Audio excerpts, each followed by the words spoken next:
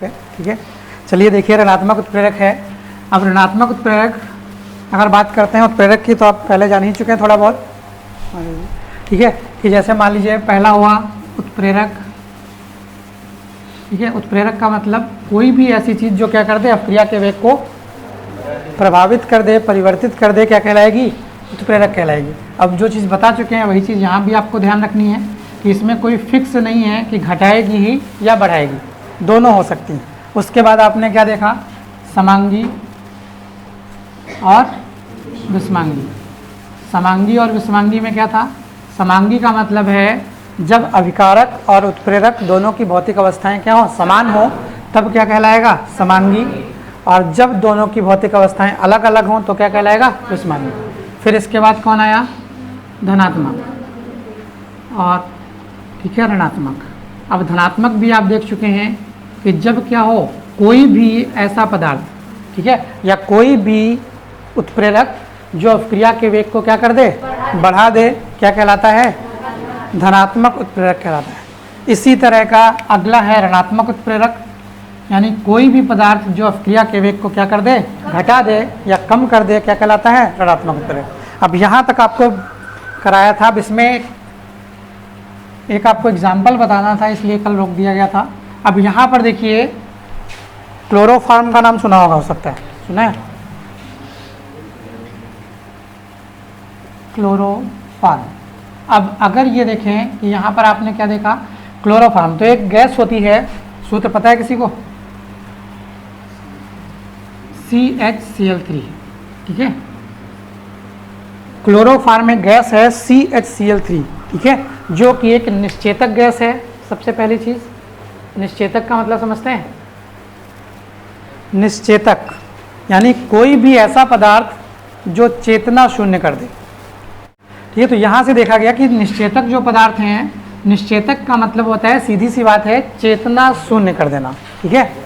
जो निश्चेतक है, निश्चेतक का मतलब है क्या शून्य करना, चेतना शून्य करना। चेतना का मतलब क्या होता है, चेतना कोई नाम वाला चेतना नहीं है, क्या आप सोच रहे हैं चेतना को शून्य कर दे रहे हैं। चेतना का मतलब होता है चैतन्य, यानी जो हमारे सोचने समझने की इस तरह की जो क्षमताएं हैं, उसको क्या कर दिया गया, शून्य। या आप सीधे सीधे कह सकते हैं कि बेहोशी की हालत उत्पन्न कर दी गई है, ठीक है।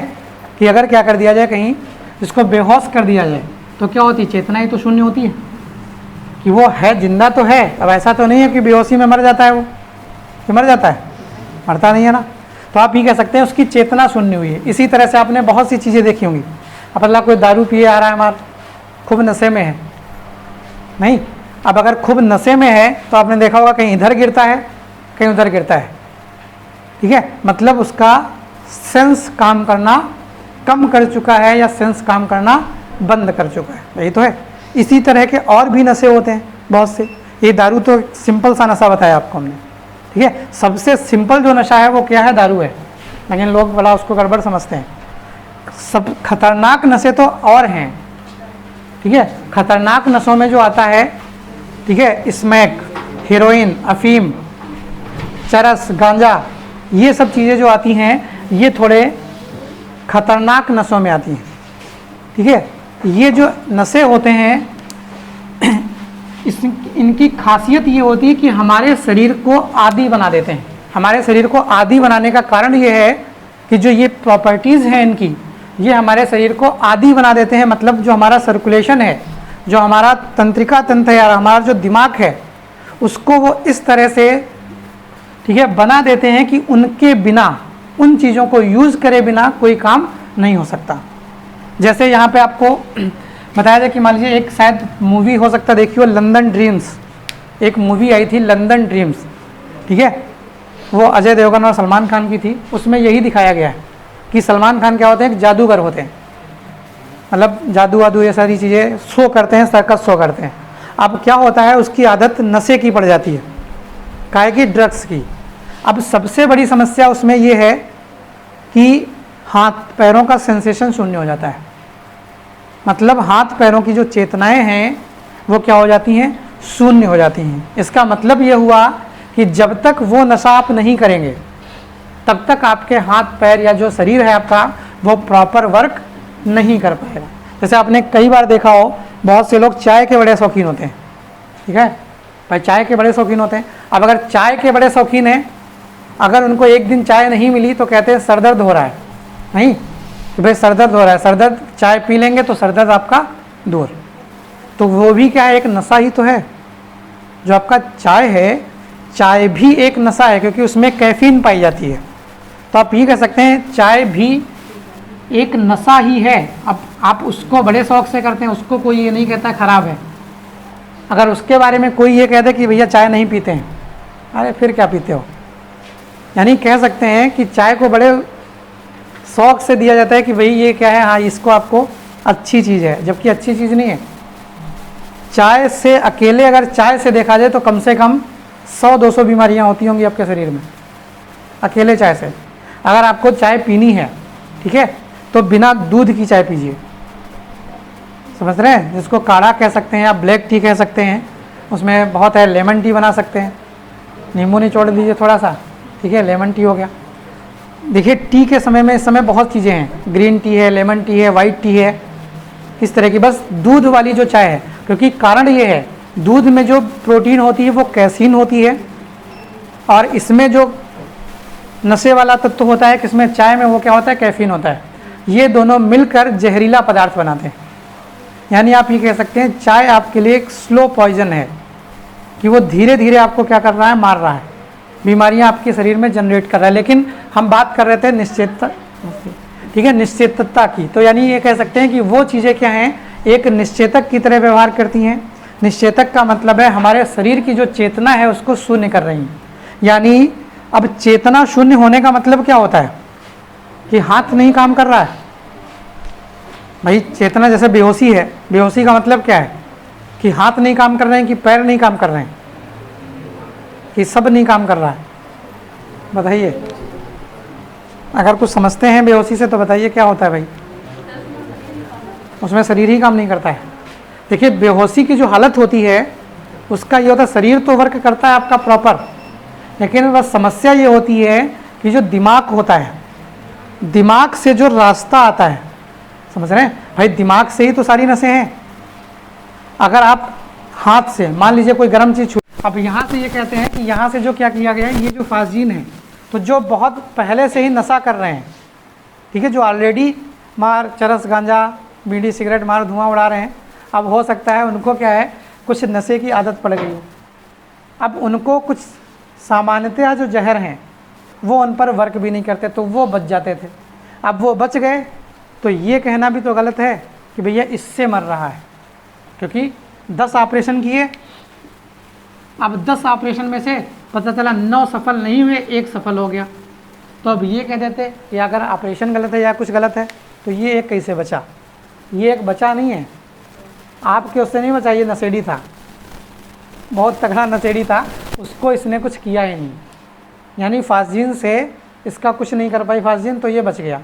अब पता चला सब जोड़ जाड़ के काट पीट के जब तैयार किया तो देखा सांस ही नहीं आई, तो ये हुआ कि ऑपरेशन सफल नहीं रहा। ऑपरेशन में गड़बड़ी नहीं थी, गड़बड़ी यहाँ थी कि ऑपरेशन के दौरान ही या पहले ही मर गया हो। क्यों? क्योंकि अगर आपको बेहोश किया जाएगा तो आपका शरीर शून्य होता है, सेंसेशन जाता है, सांस नहीं रुकती है। कि सांस रुकती है, अब सांस तो जाएगी, ठीक है, सांस नहीं। अब अगर सांस जा रही है तो इसका मतलब है वायु तो जा ही रही है।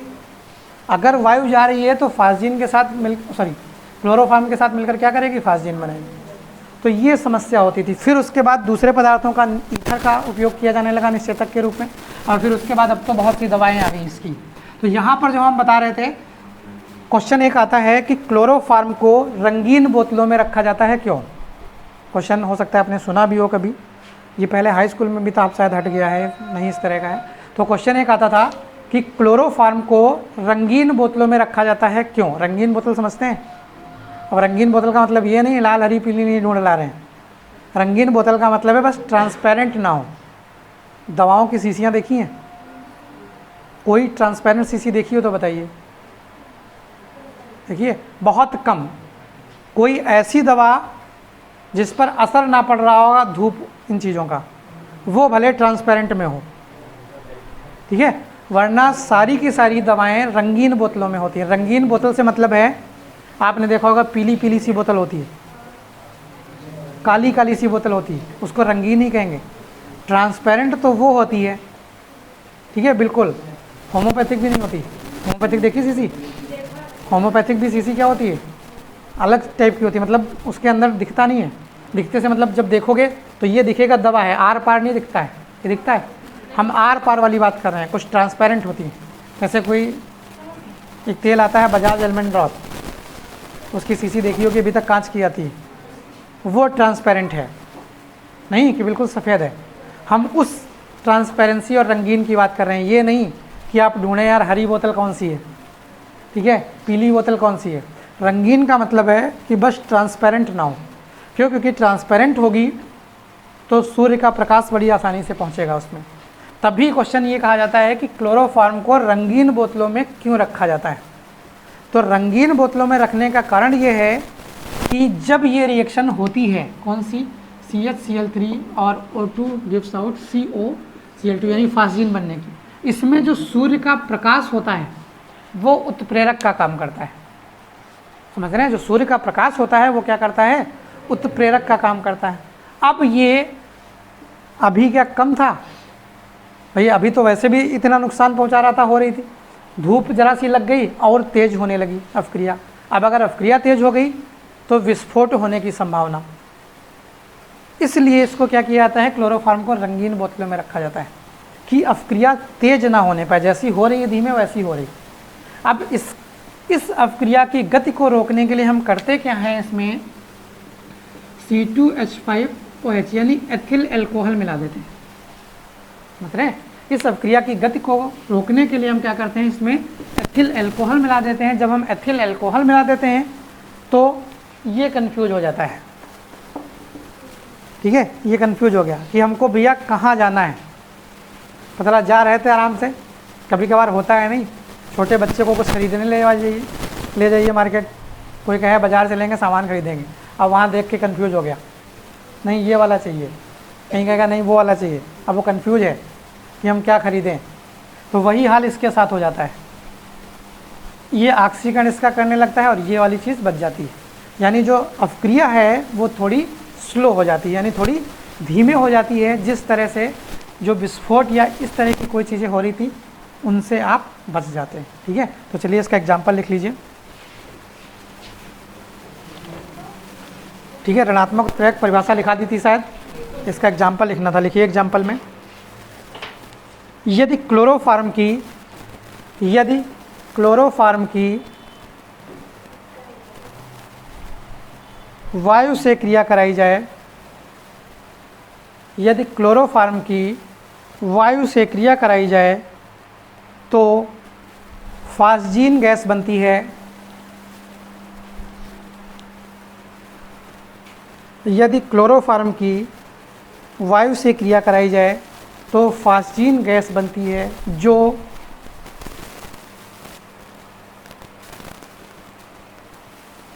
बहुत विषैली और विस्फोटक होती है, जो बहुत विषैली और विस्फोटक होती है।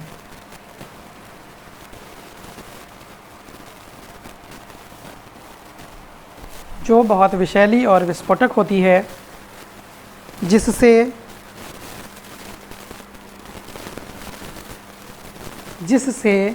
विस्फोट होने की संभावना बढ़ जाती है, जिससे विस्फोट होने की संभावना बढ़ जाती है।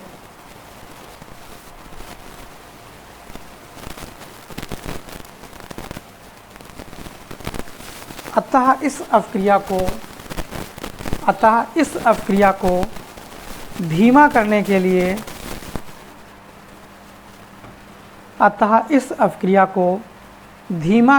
लिए, क्लोरोफॉर्म की बोतल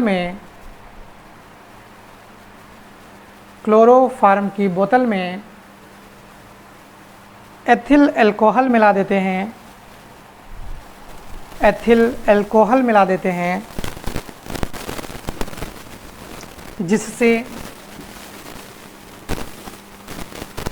जिससे अवक्रिया का वेग अपक्रिया का वेग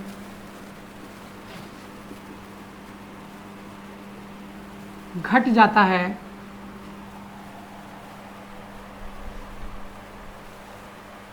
अपक्रिया का वेग घट जाता है। इस प्रकार एथिल अल्कोहल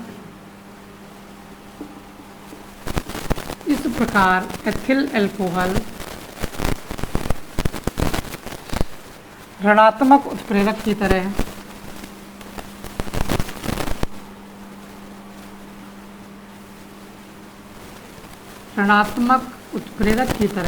कार्य करता है। ऋणात्मक उत्प्रेरक की तरह कार्य करता है। ठीक है, ये रिएक्शन लिख लीजिए।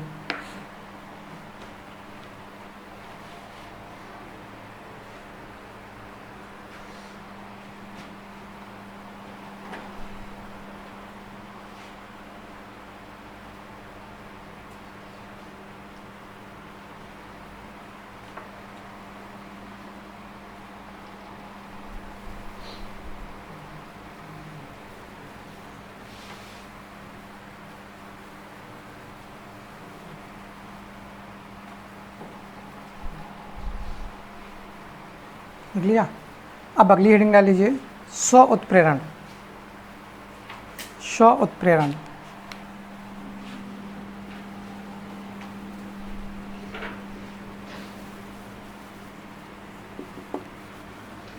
अब देखिए, इसमें जो रंगीन बोतल वाला बताया वो क्लियर हो गया नहीं होगा?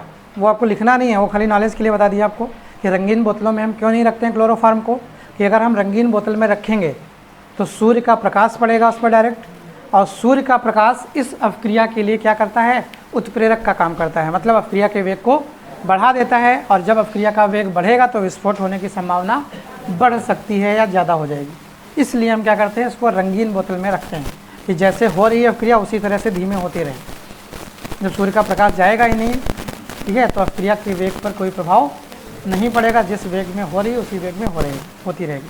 और अल्कोहल मिला देने से क्या होता है, अपक्रिया थोड़ी स्लो हो जाती है, यानी अगर ढक्कन बंद भी है तो विस्फोट होने के चांसेस कम हो जाते हैं। अब यहाँ पे देखिए स्वप्रेरण, ठीक है, तो आपको प्रेरण बताया है हमने कि आप ये कह सकते हैं, देखिए हटा दें इसको, कि ये जो घटनाएं होती हैं ये दो तरह की होती हैं। जो प्रेरित वाली घटना होती है वो देखिए दो तरह से होती है, आपको हम बता भी चुके हैं कैसे। एक होती है स्व, जिसको सेल्फ बोलते हैं, और एक होती है, ठीक है, अन्योन्य या प्रेरित बोल सकते हैं। अब देखिए अंतर क्या है, नाम से ही पता चल रहा है। अन्योन्य का मतलब अन्य से, स्व का मतलब स्वयं से। यानी जब कभी ऐसा हो जाए कि हम सेल्फ मोटिवेट हो जाएं। सेल्फ मोटिवेट कब होते हैं, बहुत कम लोग होते हैं, समझ रहे हैं। अब ऐसा नहीं आप सोच रहे हो कि कोई तरीका हो कि सेल्फ मोटिवेट हो लें। सेल्फ मोटिवेट आप केवल तब होते हैं जब आपका लंगोटिया यार, ठीक है, मतलब जो बहुत खास रहा हो, आपका हमेशा बचपन से साथ रहा हो, बहुत बेकार हो पढ़ने लिखने में, और पता चला वो बहुत टॉप करने लगे, तब आपको भी एक जोश आता है, अरे ये तो बहुत धीमे था, ये भैया ज़्यादा पढ़ रहा है, मतलब अब हम भी पढ़ लेंगे, हो सकता है। यानी जब अपने आप कंपटीशन एक जनरेट होता है। और देखिए पहली चीज़, दूसरी चीज़ है अपने आप कंपटीशन, या अपने आप ये जो चीज़ है मतलब कंपटीशन करने की, ये कब जनरेट होती है, जब हमको हमारी चॉइस की चीज़ मिलती है। समझ रहे हैं, हमारी चॉइस से मतलब है जो हम करना चाहते हैं। अब बहुत से लोग मान लीजिए इसमें हैं, कोई बीटेक करना चाह रहा है, उसकी चॉइस है वो, तो अब क्या है, बड़ा जोर लगाएगा कि यार नंबर अच्छे आ जाएं, ये हो जाए तो हमको ये मिल जाएगा करने को। मान लीजिए कहीं कंडीशन लगा दी गई। अब मान लीजिए कोई एक पेपर है, भाई पेपर में आपने देखा होगा जो नौकरी के फार्म आते हैं, जॉब के फार्म आते हैं, अब उनमें क्या होता है, लोग बहुत मेहनत करते हैं दिन रात। क्यों करते हैं, क्योंकि उनको पता है यार ये क्लियर करेंगे अभी नौकरी मिल जाएगी, वहाँ पर बहुत मेहनत करते हैं। आप अभी इतनी मेहनत नहीं करते होगे, अभी पेपर आने वाले हों, पता चले कि परसों से पेपर हैं, ठीक है, होंगे नहीं, परेशान नहीं होइए, लेकिन पता चल जाए अभी कि परसों से एकदम पेपर हैं, तो अब क्या करोगे आप, 2 दिन जो बचे होंगे, 1-2 दिन खूब पढ़ोगे, यही तो है। क्यों पढ़ोगे, इसीलिए तो कि भैया जो 2 दिन का समय बचा है वो अपने आप हम प्रेरित हैं कि यार पेपर हैं, कहीं ऐसा ना हो फेल हो जाए हम। तो कहने का मतलब है कहीं कहीं पर क्या होता है, अपने आप होता है। कभी कभी क्या करना पड़ता है, प्रेरित करना पड़ता है। जैसे आपके घर वाले मम्मी पापा, स्पेशली मम्मी ज़्यादा प्रेरित करती हैं अगर पढ़ी लिखी हैं थोड़ा, और वैसे हमारी माता जी हैं पढ़ी ही नहीं हैं, तो क्या प्रेरित करेंगी।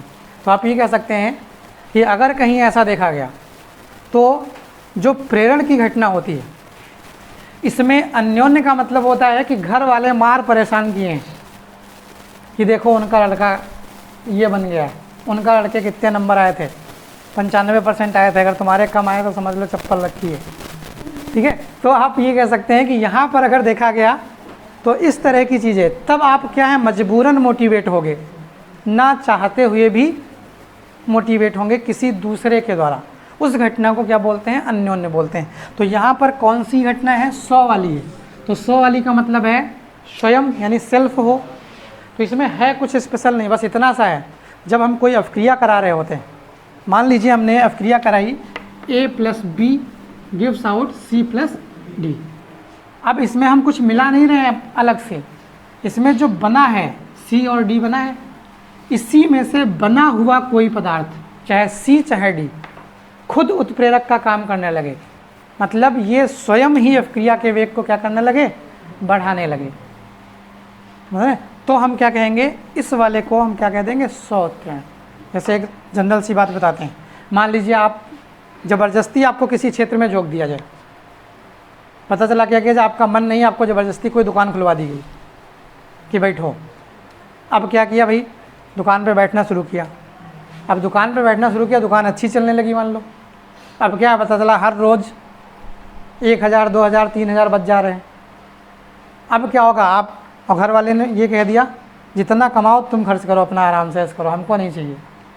तो अब क्या होगा, आपके अंदर एक चीज़ जनरेट होगी अपने आप कि यार अगर आज हम दुकान पे जाएंगे तो हो सकता है 3000 रुपये फ़ायदा हो जाए और हमारा कोई काम चल जाए। यानी ढकेला ज़बरदस्ती उन्होंने है, आप करना नहीं चाह रहे थे लेकिन ज़बरदस्ती ढकेल दिया। लेकिन जब आप उस क्षेत्र में चले गए तो अब आपको भी इंटरेस्ट आने लगा।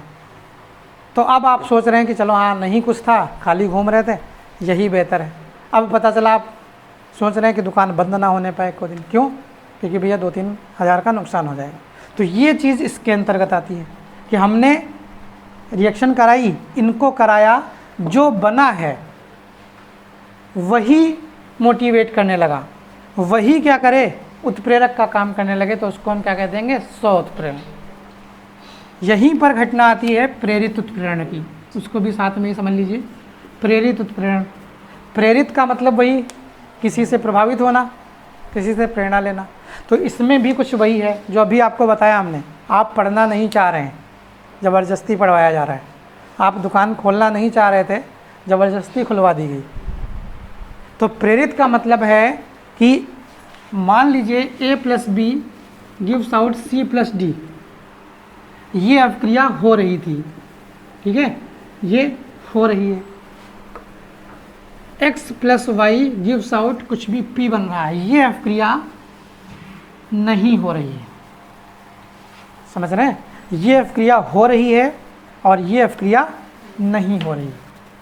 अब हम क्या कर दें, अगर इन दोनों को मिला दें, समझ रहे हैं, अगर हम क्या कर दें, इन दोनों को मिला दें तो ये वाली अवक्रिया भी हो जाए और ये वाली अवक्रिया भी हो जाए।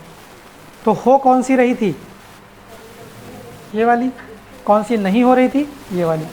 तो इस अवक्रिया ने क्या किया, इसको प्रेरित कर दिया कि यार हम चल रहे हैं, चलो। कोई काम होता है, आप मना कर रहे हैं कि हमारा मन नहीं, हम नहीं जाएंगे, तब तक आपका कोई दोस्त आ गया, अरे हम भी वहाँ जा रहे हैं। अब आप थोड़ा मोटिवेट हुए, अच्छा तुम भी जा रहे हो, तो चलो चले चलते हैं, हम इसीलिए नहीं जा रहे थे कि अकेले थे। तो वही घटना इसके साथ है कि ये तो हो रही थी, ये नहीं हो रही थी। जब दोनों को एक साथ करा दिया गया तो ये भी हो गई और ये भी हो गई। तो इस वाली अवक्रिया को समझ रहे हैं, इस वाली अवक्रिया के लिए प्रेरित उत्प्रेरक कहेंगे। यानी ये वाली अवक्रिया प्रेरित कर रही है किसको, इस वाली अवक्रिया को होने के लिए। तो इसका मतलब है ये वाली अवक्रिया प्रेरित उत्प्रेरक। क्लियर हुआ, तो लिख लीजिए परिभाषा जरा। 100 उत्प्रेरण, जब किसी रासायनिक अवक्रिया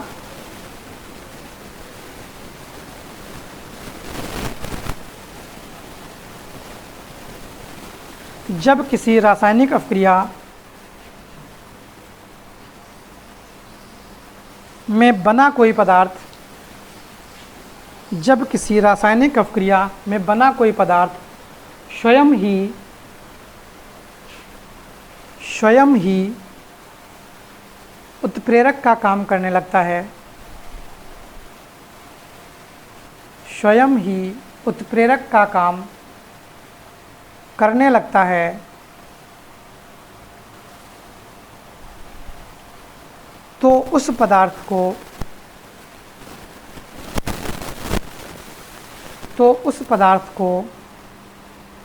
स्व उत्प्रेरक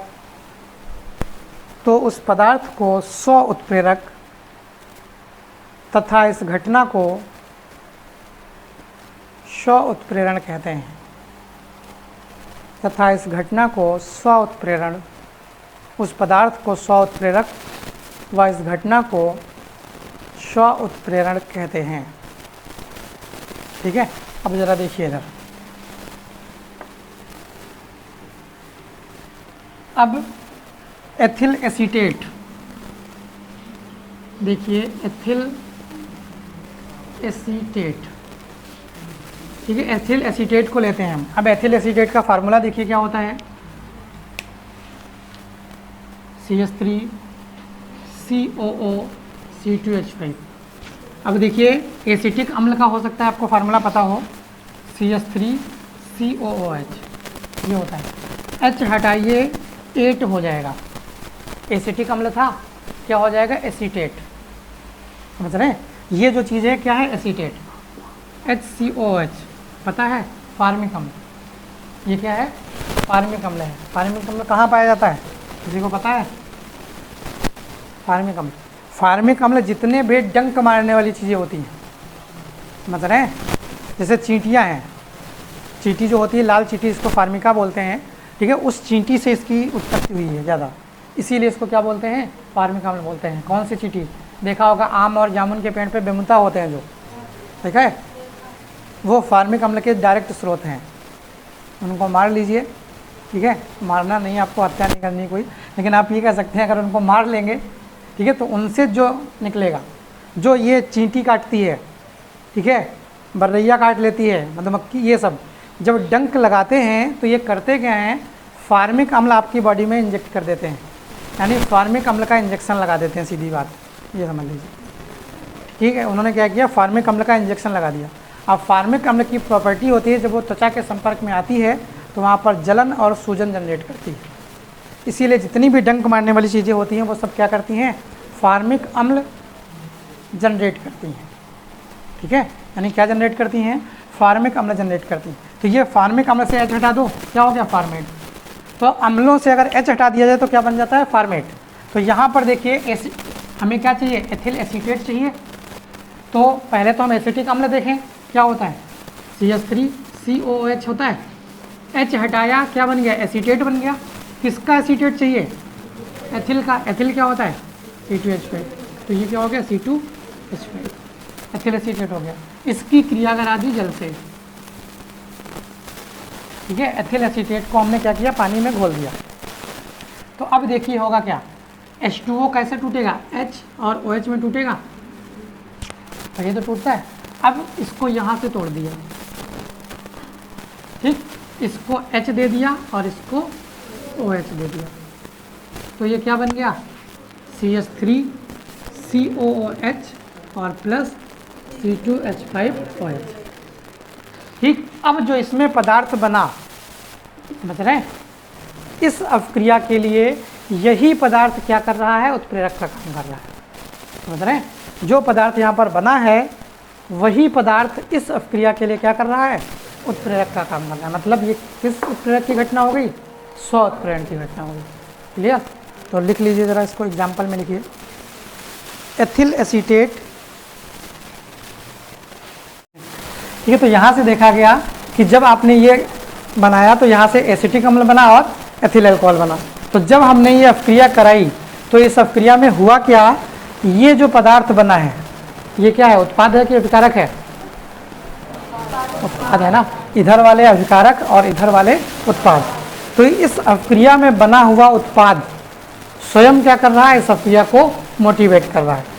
ठीक है, तो वही चीज़ क्या हो गई, स्व उत्प्रेरक हो गई। तो क्या लिखा है, बना उत्पाद ब्रैकेट में एसिटिक अम्ल स्वयं ही अपक्रिया के वेग को बढ़ाने लगता है, स्वयं ही अपक्रिया के वेग को, स्वयं ही अपक्रिया के वेग को बढ़ाने लगता है।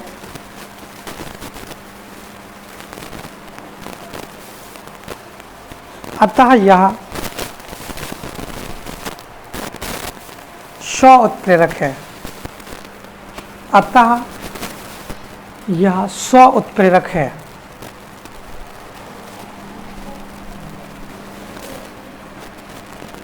ठीक है, रिएक्शन लिख लीजिए।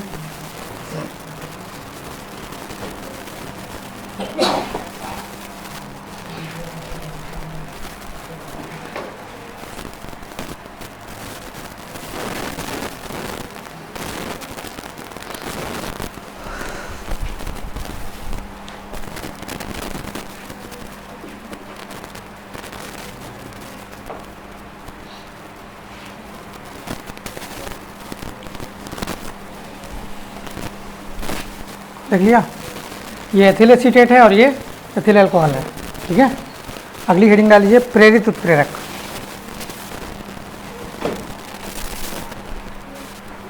अगली हेडिंग है प्रेरित उत्प्रेरक। ठीक है, तो प्रेरित का मतलब है क्या, कोई दूसरा, यही तो मतलब स्वयं नहीं, स्वयं का मतलब स्व हो गया। अगर प्रेरित लगा है तो इसका मतलब है कोई दूसरा मोटिवेट कर रहा है।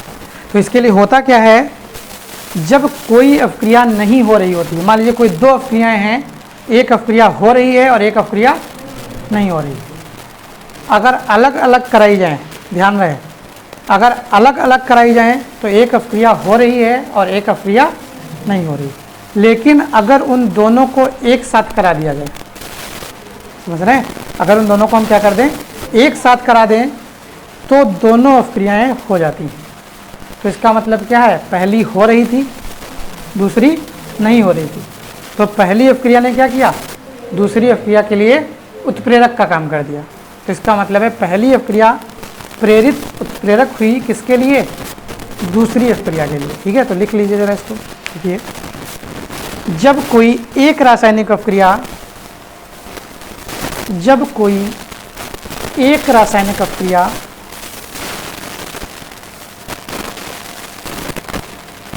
दूसरी रासायनिक अपक्रिया के लिए,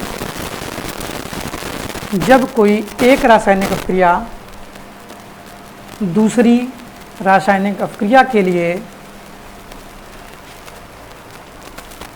उत्प्रेरक का कार्य करने लगती है, उत्प्रेरक का कार्य करने लगती है,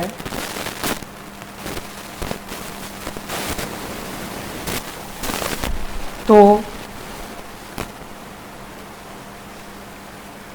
उस अपक्रिया या पदार्थ को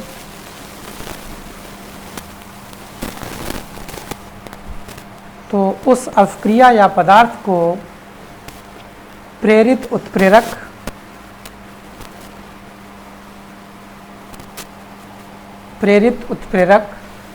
तथा इस घटना को प्रेरित उत्प्रेरण कहते हैं।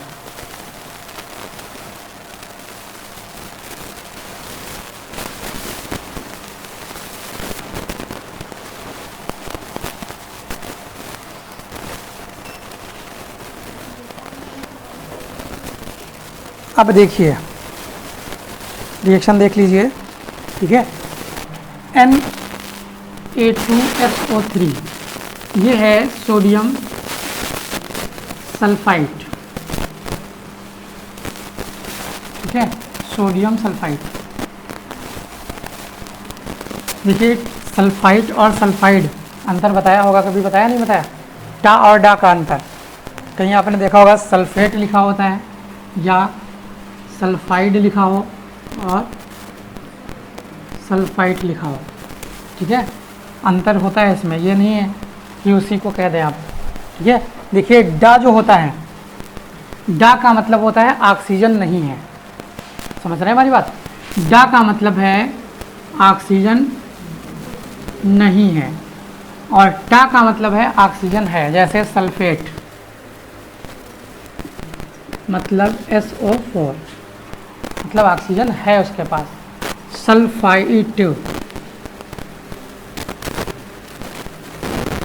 SO3, सल्फाइड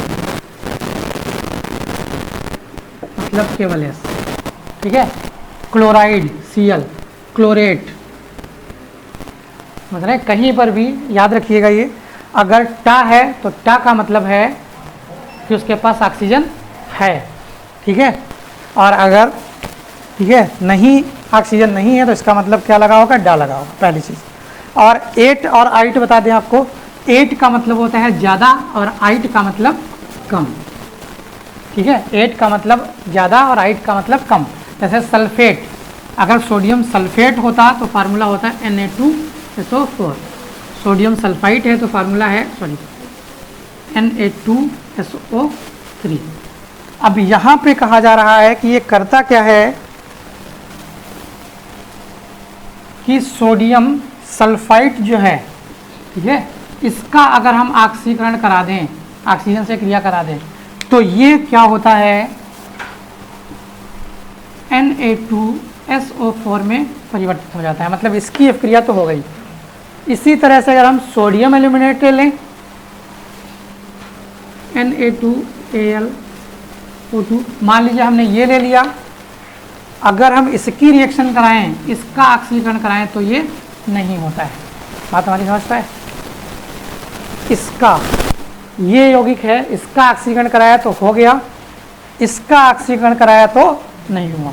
लेकिन अगर हम एक ही पात्र में ये दोनों क्रियाएं करा दें, समझ रहे हैं, एक ही बर्तन में हम ये कंपाउंड लें और ये कंपाउंड लें और उसमें ऑक्सीजन डाल दें। अब अलग अलग ऑक्सीजन की आवश्यकता नहीं है, जब एक ही पात्र में करा रहे हो तो अलग अलग की क्या ज़रूरत है। तो हमने क्या किया, एक पात्र लिया, उसमें ये डाला और ये डाला, इसके बाद ऑक्सीजन मिलाई, तो ये अभिक्रिया भी हो गई और इसका ऑक्सीकरण भी हो गया। तो इसका मतलब क्या हो गया, इसकी वजह से अटकी थी बेचारी, तो इसने क्या किया, इस अभिक्रिया को प्रेरित किया होगा। वाह, तो ये वाली अभिक्रिया इस अभिक्रिया के लिए क्या होगी, प्रेरित उत्प्रेरक का काम करेगी। एग्जाम्पल लिख लीजिए, देखिए Na2SO3 Na2SO3 का वायु द्वारा Na2SO3 का वायु द्वारा Na2SO4 में ऑक्सीकरण हो जाता है। Na2SO3 का वायु द्वारा Na2SO4 में ऑक्सीकरण हो जाता है, जबकि Na2ALO3 का वायु के द्वारा ऑक्सीकरण नहीं हो पाता है। Na2ALO3 का वायु द्वारा ऑक्सीकरण नहीं हो पाता है,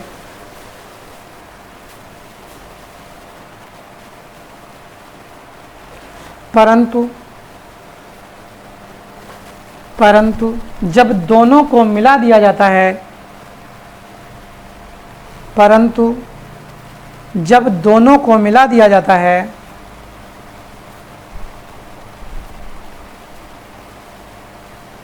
तो दोनों का ऑक्सीकरण हो जाता है।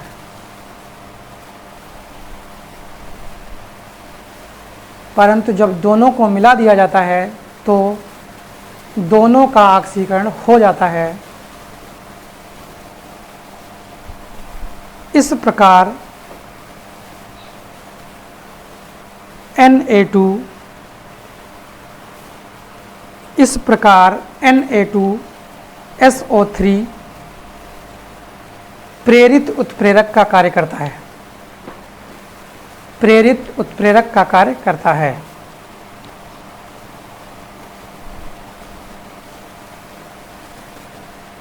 ठीक है, अब अगली हेडिंग है उत्प्रेरक वर्धक। उत्प्रेरक वर्धक, ठीक है, उत्प्रेरक वर्धक दो चीज़ें हैं, उत्प्रेरक वर्धक और उत्प्रेरक विष। वर्धक आपको बता चुके हैं धनात्मक, देखिए धनात्मक ऋणात्मक और वर्धक और विष कन्फ्यूजन रहता है इसमें।